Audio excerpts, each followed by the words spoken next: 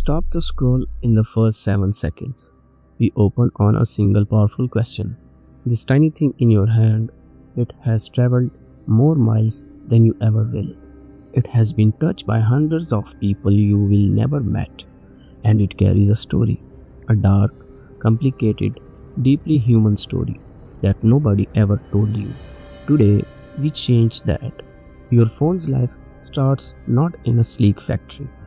It starts in the ground, deep ground, in places most people will never visit and most news channel will never show you. The Democratic Republic of Congo, a country in Central Asia, holds roughly 70% of the world's cobalt reserves. Cobalt is what makes your battery work. Without it, your screen goes black permanently. And here is the part they don't show you in the product launch video. Over 40,000 children work in Congolese mines, some as young as 6-year-old. Source UNICEF 2023. They earn between $1 and $2 per day. They use their bare hands to dig. Lung disease, tunnel collapses, mercury poisoning, these are not rare risks. They are common realities. The first ingredient in your phone is someone else suffering. But cobalt is just the beginning. Your smartphone is basically a museum of the Earth's rarest materials, and most of them come with a price tag that never shows up on the receipt. Lithium from salt flats in Bolivia and Chile. Mining it drains fresh water in some of the driest regions on Earth. Tin, often mined illegally in Indonesia, linked into severe deforestation. Rare earth elements, 17 different minerals with names like neodymium, dysprosium, and terbium. 90% come from China, and their extraction leaves behind toxic lakes. Gold used in your circuit board. For 1 gram of gold in electronics, miner moves roughly 1 ton of rock. Your phone contains about 62 different elements from the periodic table, almost 1/3 of all known elements on Earth, inside one rectangle inside your pocket. So you have got your raw materials. Now what? Well, now begins a journey so complicated, so global, so stitched together by invisible labor that tracking it would take a team of researchers and a lot of cold coffee. Here is a specified version of how your phone gets built, and it involves at least 5 countries before it reaches your hands. The minerals are shipped to processing plants, many in China, where they are refined and purified. Components are manufactured across Japan, South Korea, and Taiwan. Chips, screens, cameras. Finally, assembly happens predominantly in China. Foxconn, Pegatron, and similar mega factories. Foxconn's Zhengzhou campus, nicknamed iPhone City, employs over 350,000 workers on a single campus. 350,000 people in one factory building your phone. That is the population of Pittsburgh, building iPhones every single day. And those workers, let's talk about them for a moment, because they are usually the invisible people in the story of your phone. In 2010, 18 Foxconn workers attempted suicide. 14 died. The company responded by installing nets on buildings, not by reducing hours. Average shifts can run 10 to 12 hours. Some workers report 6-day work weeks during peak production cycles. The starting wage at many Chinese assembly factories is around $3 to $4 per hour, which sounds low, but is actually above Chinese local minimum wage in many provinces. The people who make your phone can rarely afford to own one. That line deserves to sit with you for a second. Now the phone is assembled, it gets boxed, and then it begins its final journey to you. A smartphone typically travels 15 to 20,000 miles from raw material extraction to your doorstep. The global electronics supply chain contributes an estimated 3.7% of global greenhouse gas emissions, more than the aviation industry. Apple alone ships over 200 million iPhones per year. This is a lot of cargo planes. Every time a new model drops and 100 million people upgrade, even when their old phone still works perfectly.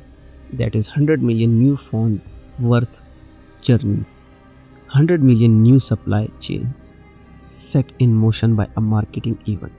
Okay, the phone is finally in your hands. Now begins what the industry politely calls the use phone. You probably know it as your life. The average person in 2024 spent 4 hours and 37 minutes on their phone per day. That's nearly a third of your waking life. More time than you spend eating, exercising, and talking to real people combined. You would think with all that time you spend with your phone, you would hold on to it for a while, right? The average smartphone upgrade cycle is now 2.5 to 3 years, but the hardware in most phones is built to least 6 to 7 years. So why do you keep upgrading? Is it because our phones break? Usually no. In 2017, Apple was caught secretly slowing down older iPhones through software updates. They called it battery management. Circuits called it what it actually was: planned obsolescence. Apple paid a $500 million settlement, and very quietly, the practice continued in subtler forms.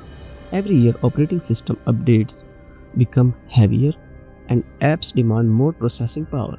Your 3-year-old phone starts to feel slow, not because it changed, but because everything around it was designed to make it feel old.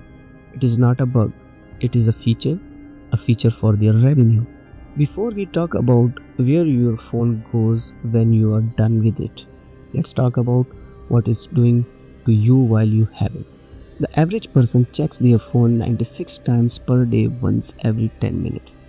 Social media apps are engineered with the same psychological triggers as slot machines: variable reward, social validation, fear of missing out. A 2023 study in JAMA Pediatrics found that adolescents who used phone more than 3 hours a day showed measurably higher rates of anxiety and depression. The people who design these apps, the engineers at Meta, TikTok, and Google, many of them keep their own children away from the products they build. That tells you everything you need to know. So you have upgraded, your old phone is now sitting in a drawer somewhere, or maybe you traded it in, or maybe, and this is most common, you throw it in the trash. Let's talk about what happens next, because this part of the story is the darkest chapter of all. The world generated 62 million metric tons of electronic waste in 2023, new record. That is equivalent to throwing away 1.7 billion laptops. Only 17% of global e-waste is formally recycled. The other 83% dumped, burned, or shipped overseas.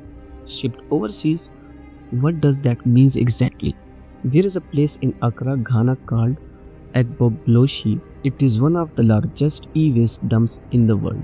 And what happens there should be front page news every single day. Workers, many of them children and teenagers, burn electronic cables and devices to extract the metals inside. They breathe in lead, mercury, cadmium, and arsenic fumes every day.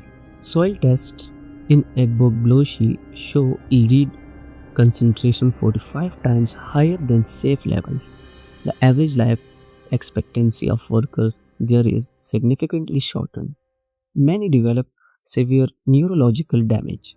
Your old phone may have literally poisoned a child in Ghana. This is not an exaggeration. This is a documented, verified reality.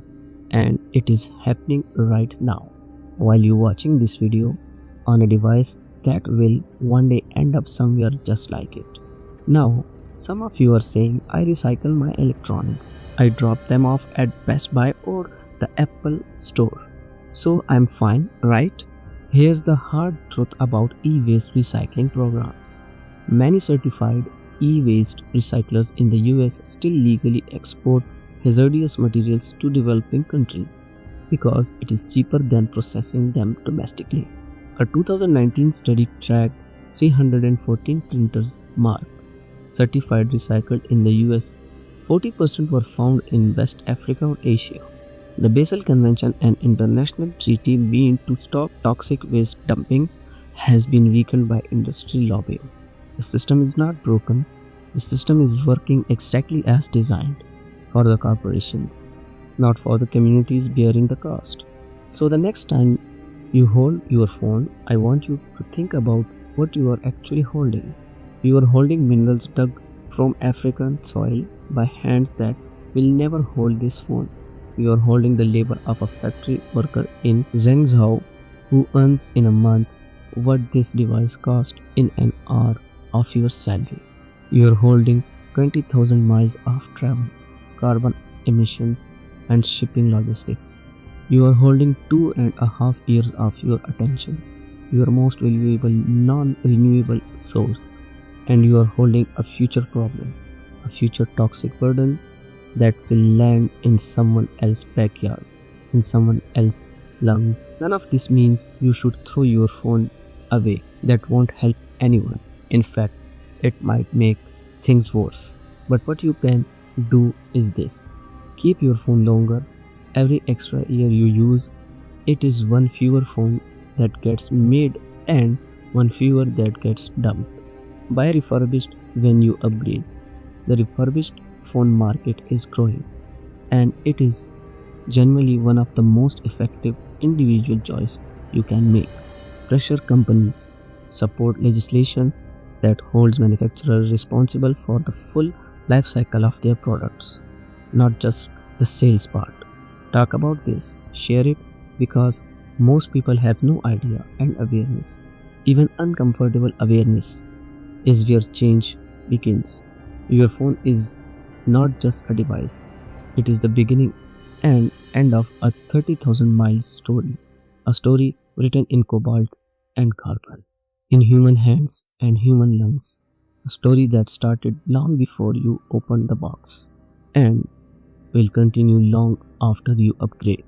The only question is, now that you know, what do you do with that?